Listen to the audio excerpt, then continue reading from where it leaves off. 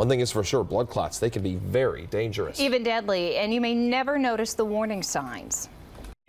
A broken ankle and on crutches, Don Berman was hurting, but that pain turned out to be something much worse.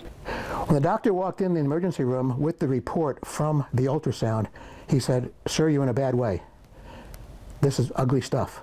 Don was diagnosed with deep vein thrombosis, blood clots in his leg. A series of jelly beans on a string. That's what a blood clot is. 5 or 6 or 7 on a string. And I had like 5 or 6 of them up and down my leg. In Hillary Clinton's case, doctors say that her clot formed in a vein on the surface of the brain after a concussion. The vein carries blood to the heart and lungs. The big worry is that the clot could grow larger, causing blood to back up in the brain and lead to a stroke.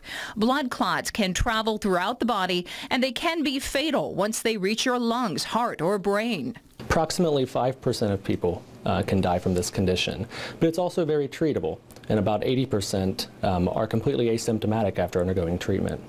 Dr. Reagan Miller, a neurologist at Mount Carmel East Hospital, says this type of blood clot in the brain can lead to seizures, numbness, or vision changes. Classic symptom is headache. 90% of people have a headache that usually evolves over a course of several days. And blood thinners are the go-to treatment to dissolve clots.